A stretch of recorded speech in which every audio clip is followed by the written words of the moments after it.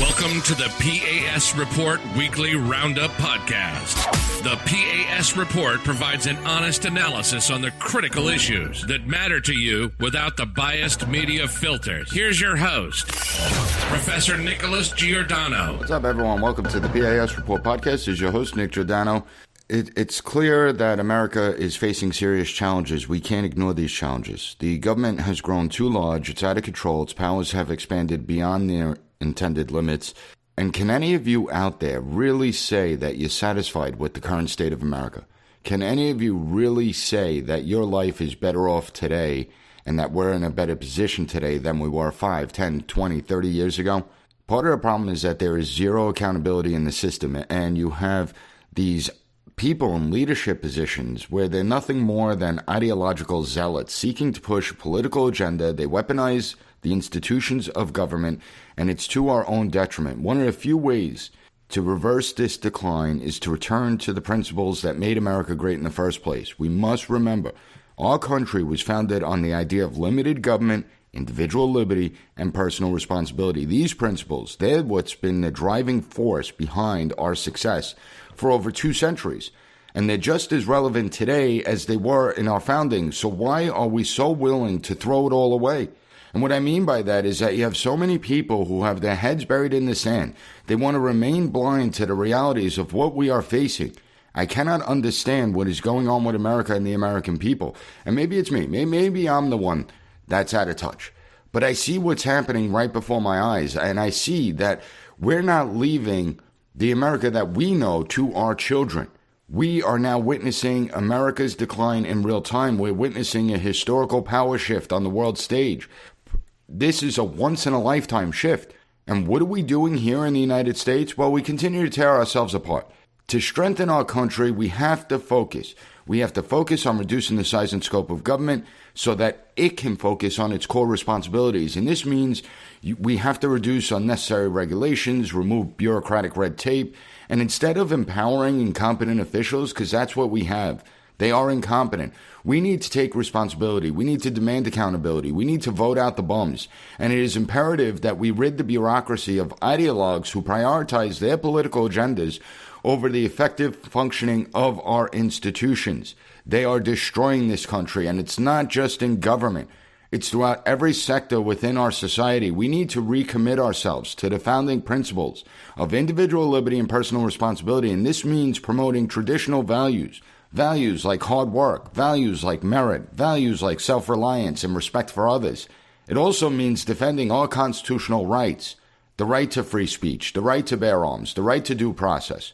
We need to recognize that our strength as a nation is built upon the foundations of strong families, of vibrant communities, a sense of purpose, and yet we have a whole generation of young people that have no sense of purpose, that feel worthless. What have we done? We have to work to strengthen these institutions, not destroy them. We need to promote a culture of responsibility and self-reliance rather than a culture of dependency and self-righteousness. And that's what this episode is going to focus on. Internationally, we are isolated. Domestically, we're a disaster. It is time for us to acknowledge the challenges facing our nation and address them. We can turn this around. We just need the will to do it. The principles of limited government, individual liberty, personal responsibility, perhaps if we knock off this stupidity, and there's a lot of stupidity in this day and age, but if we can knock that off, maybe we could strengthen our country. Maybe we could ensure a brighter future for generations to come. And I'm going to break it all down, but before I get into it, make sure you subscribe to the podcast so you never miss an episode, and go to the P.A.S. Report website, PASreport.com, sign up for the newsletter, and share this episode with your family, friends, and on social media. Also, on Monday, I interviewed Dr. Robert Malone, and I suggest everyone listens to that episode if you haven't done so already, because there is some intent behind this move, right? There is intent behind this push. You have this idea of a great reset, only it's a great reset to dethrone the United States as the major superpower. And China's taken advantage of that. There's so much going on, especially when it comes to the international community. The world stage is changing. Interestingly enough, and see, you listen to this podcast because you want to be informed. And I have to say, in March of 2021, I did an episode 168. I talked about 4 flashpoints that could lead to world transformation. Now, in that episode, As someone that teaches international relations, as a political scientist, I identified 4 areas on the world stage that truly concern me. The first in that episode was Northern Ireland. And there's so many people that ignored what is happening in Northern Ireland, where you have an entire bunch of peoples that feel disenfranchised, that feel that their voices aren't being heard. And I saw elements of a return back to the 70s, 80s, and 90s, where there was chaos and violence, where you did have this fractious society that existed. And I noticed these elements. And then over the weekend, this weekend, there was a bomb plot that the government picked up on, and they interdicted, so they did stop the plot, and it was supposed to coincide with the Biden visit to take attention away from Biden and put it on the grievances of some of the groups that exist within Northern Ireland. Now, nobody talked about Northern Ireland. I was looking at this since March of 2021 because I saw the signs were there. Then I moved over to Iran, Iraq, and the Middle East, and the concerns that I had in this area, in this region, where I saw more chaos begin to ensue. I looked at Russia and Ukraine. You know, it's amazing. All these, you have so many people that didn't suspect that Russia was actually going to invade Ukraine. But no, in March of 2021, all the signs were there. All the signs were there. You don't move 100,000 troops to the border of Ukraine. It's extraordinarily expensive to move that many troops. You have to house those troops. You have to feed those troops. You have to provide them with services. You have to build out military hospitals in case they get injured during training. You have to provide them munitions for training. It's not cheap to move tanks and heavy artillery. It's not cheap to move fighter jets. When you're moving this type of military equipment and the size of the military, you know something's going on. You're not going to waste Russian taxpayer dollars doing that. And so the signs were there. Then you have Russia training and doing military exercises with Belarus. And all right, that's not uncommon. Nations engage in military exercises with each other all the time. What was uncommon, though, is when the exercise ended, Russia left the military equipment behind. Belarus is right to the north of Ukraine, sits on their northern border. And so that was another red flag. So I saw that an invasion was certainly possible and that it was a likelihood. Then you factor in our withdrawal from Afghanistan. I believe that's when the green light was made to go and invade Ukraine. When Vladimir Putin and the rest of the world saw the debacle, 20 years of warfare, we announced we're withdrawing. And I'm not saying that we should have stayed in Afghanistan, so don't misconstrue that. We had to get out. But the way we got out was thoroughly incompetent and will go down as the biggest foreign policy disaster in U.S. history. Within a week of announcing that we're withdrawing from Afghanistan, the Taliban took over. That we had to get permission from the Taliban to travel through Kabul to try and get Americans out. It was a disaster of epic proportions, and I believe that's when Vladimir Putin realized the United States is nothing more than a paper tiger. You notice how Russia, China, Iran, have they become more aggressive since our withdrawal from Afghanistan or less aggressive? You have to understand, everything that happens in the international community, there's an action and then a reaction to it. And we're seeing that reaction today. It was a complete disaster. Then I moved on to China and Taiwan. That China may see us at our weakest point in U.S. history. That this now may be the moment. You know, Deng Xiaoping, bide your time, hide your strength. When you're ready to emerge on the international world stage as a superpower, then you declare it. Well, are we seeing China declare it? It certainly looks that way. You have Xi Jinping making all these moves out there, coming out, talking about a new world order, talking about that China is going to lead the global international community. And so when you factor all that in, this was all in March of 2021. And listen, I'm not here to gloat. I'm not here to say, hey, look, I'm right. You should have been paying attention to me. This is the stuff that you don't want to be right about as a political scientist because you know where it leads and it's not a good place. And then we look at what's going on today.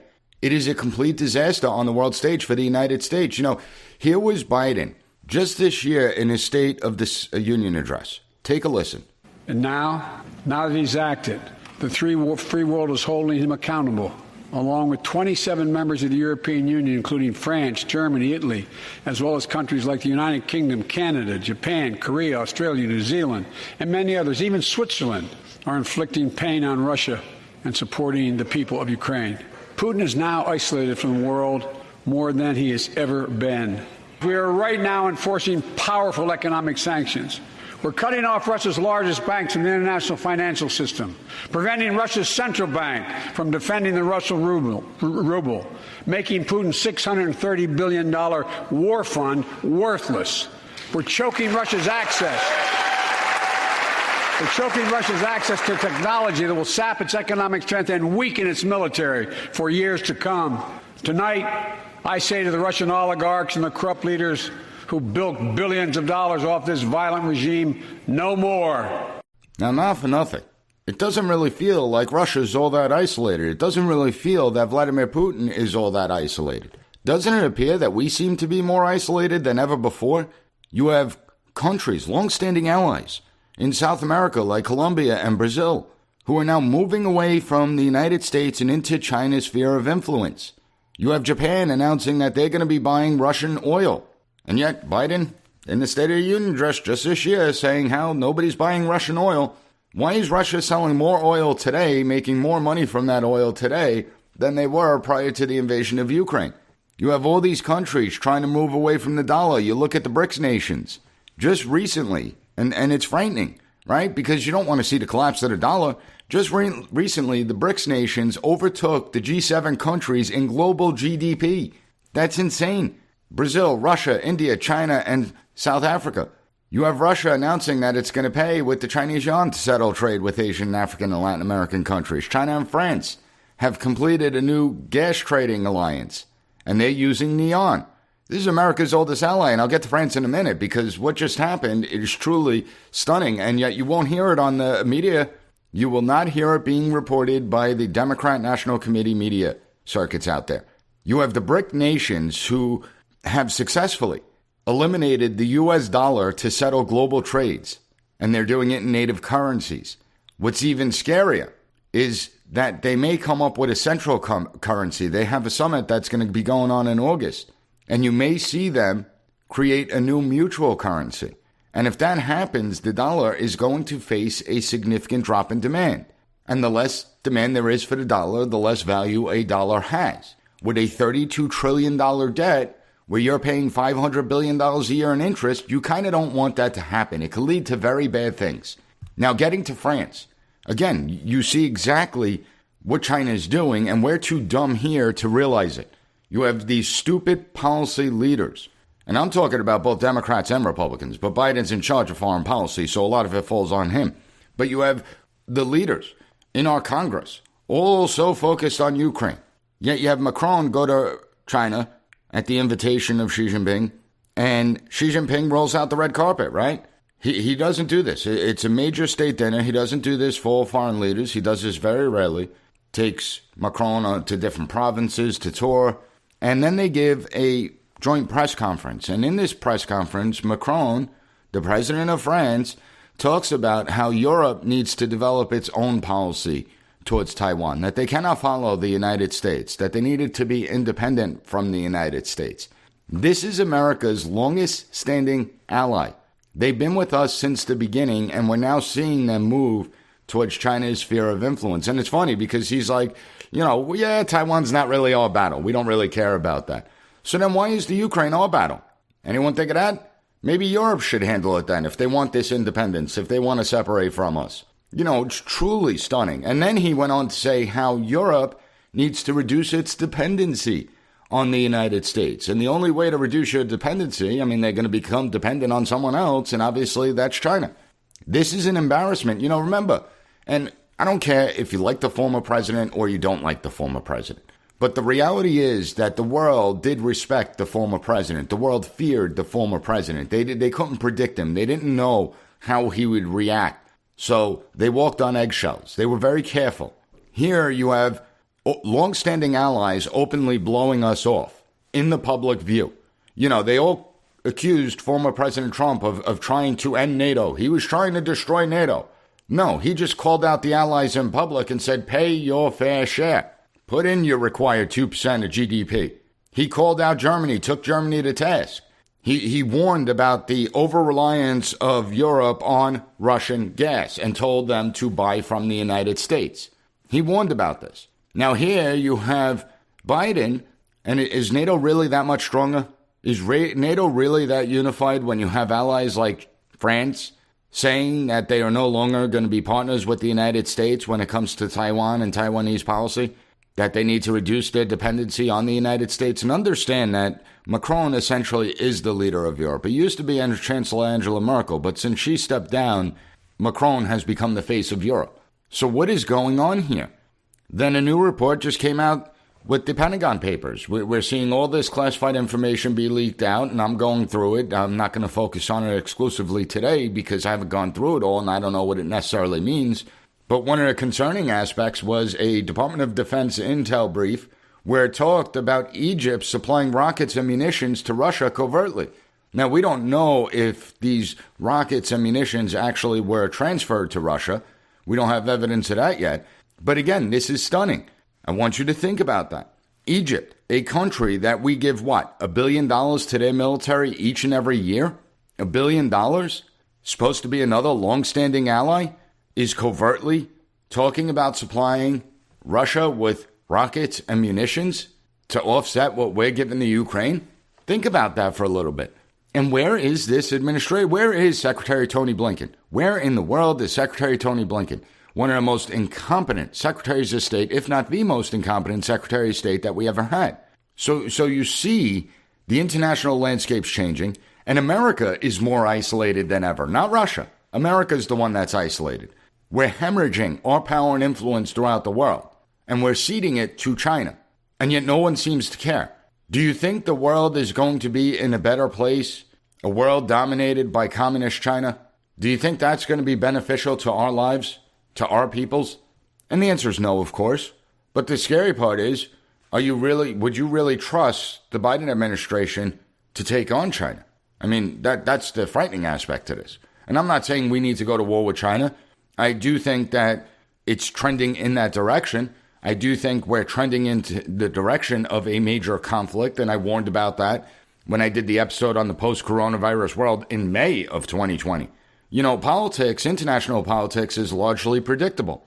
And unfortunately, we continue to have our heads buried in the sand. So we're going to take a quick break. When we get back, I'm going to discuss and show how we've become a very dumb nation, that we are focusing on all the wrong things, that we are prioritizing all the wrong things. And it is to our detriment. So hang tight. We'll be right back.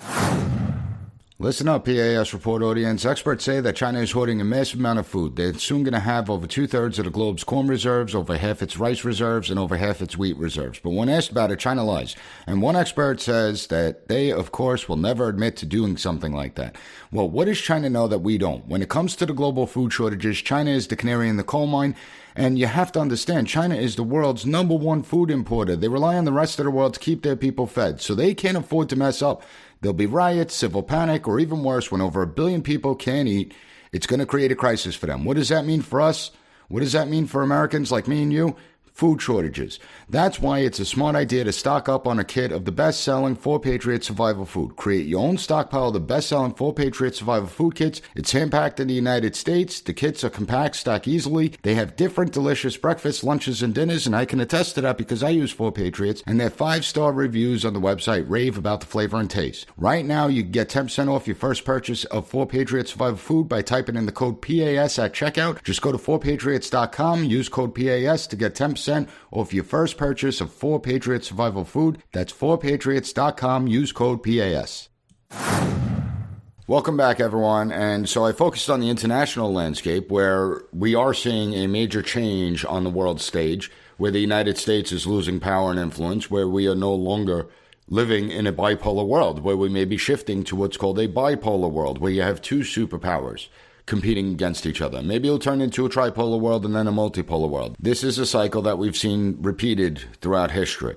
So knowing that we're losing our edge on the global landscape, let's look at what's going on domestically. And I'm not going to rehash everything, but obviously you have the economy, you have high inflation, we're seeing gas prices now begin to surge again, families are struggling to pay their bills, you have schools and the education system that have fundamentally collapsed. We have 30-year lows in basic proficiency rates, and that's at the same time we've been dropping standards. So it's even worse than those 30-year lows. That's just a mirage. It's actually worse than what it appears to be on paper. You have students that can't read and write. They can't do basic math. So the education system has fundamentally collapsed and nobody seems to care. You have the head of the president of the union, Brandy Weingarten. She's traveling the world. She just got to Jerusalem. She was in Ukraine a few months ago. I'm so glad that she gets to travel the world as she destroyed our education, almost single-handedly destroyed our education system because it was her and the pressure that she bore to keep schools in inner cities closed for nearly 2 years, leading to the largest ever academic achievement gap. So when these people tell you that they care about poor communities, that they care about minority communities, know that they're all frauds. They could care less about these communities. In any event, our education system is a disaster. We are now producing children that have a sense of hopelessness. They lack a sense of purpose in life. This has led to a major mental health crisis amongst the youth, something that we've never seen at this level. It is truly disturbing. We're seeing fentanyl overdoses triple over the last 3 years. These fentanyl overdoses, it's not Americans that have any substance abuse problems. I mean, some of them do, obviously, but for the most part, it's just young kids making bad decisions, one-time bad decisions that's costing them their lives, and nobody seems to care. The administration certainly doesn't care. They're not doing anything to stop the flow of fentanyl over our border. And speaking of the border, you have a human trafficking crisis. You have migrants being raped, brought into child slavery and sex slavery. But yet nobody wants to talk about that. Over 7 million people flowing into the United States under this administration. We effectively don't have a border. That's a disaster. We're seeing surging crimes throughout our cities, and it's now hitting the suburbs. So we have problems there. You look at it across the board. America is in decline.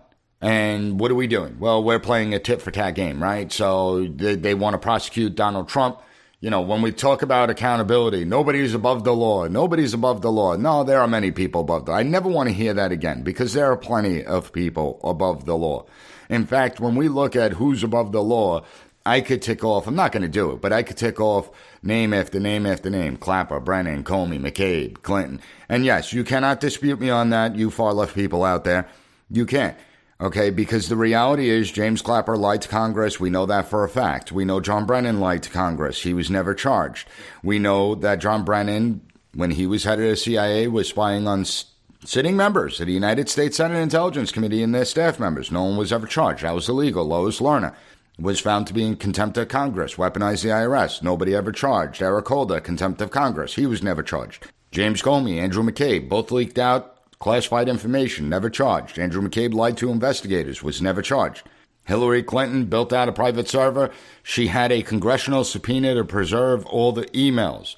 After the subpoena was issued, they deleted all the emails. Nobody was ever charged. The FBI lying to the FISA court. You have the FBI illegally accessing the NSA repository on Americans on several occasions. Nobody was ever charged. You have the United States Postal Service running the ICOP surveillance program that the Inspector General says was an illegal program. Nobody was ever charged. You have the Department of Homeland Security sanctioning the overt human intelligence collection program.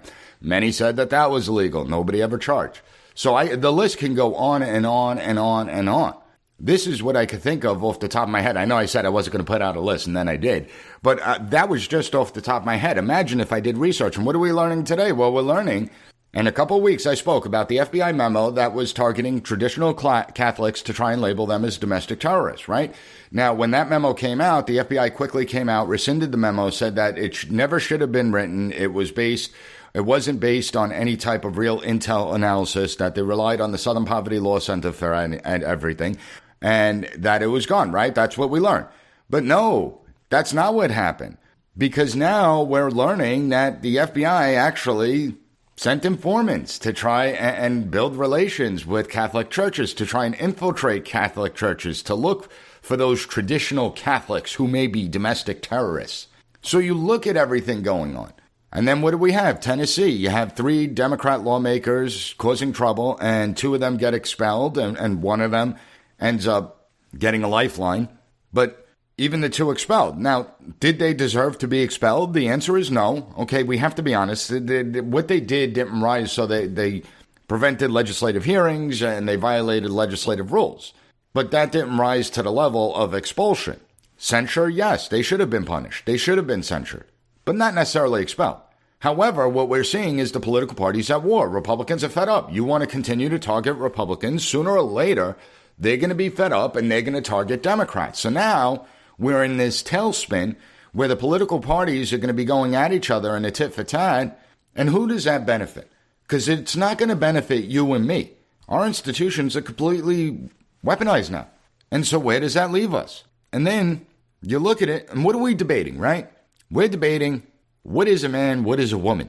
That's what we're debating. I mean, can't you see that the world is laughing at us? Can't anyone see that? That we're making a mockery of ourselves? What's the Biden administration's main foreign policy goal? What's the Biden doctrine? Well, we know because Admiral John Kirby, who's now a spokesperson, came out and said that the cornerstone of our foreign policy is going to be LBGQ2TQ, whatever it is, whatever the acronym is. That's going to be the cornerstone of our foreign policy. Are you kidding me? Then you wonder why countries are turning away from us. And it's not just the government that's destroying our society. We're pushing this toxic messaging to kids in schools. You know, people, when just talking about Tennessee passed a law that you can't have drag shows for children. And people are outraged about that? See, that's where it's the people that are a problem. Why are people outraged? I'm sorry, I can't take my children to a strip club, now can I? So why should we say drag shows are acceptable for children? Who are these parents taking their kids to drag shows? What the hell is wrong with them? And then you look at it. And the Tennessee law, it's not saying that drag shows can't take place. It's just saying that, one, children can't go to the drag shows, and two, the drag shows have to be a certain amount of distance away from schools and churches. And people are all, this is a war against drag queens. This is a war against trans identity. No, it's not, you morons.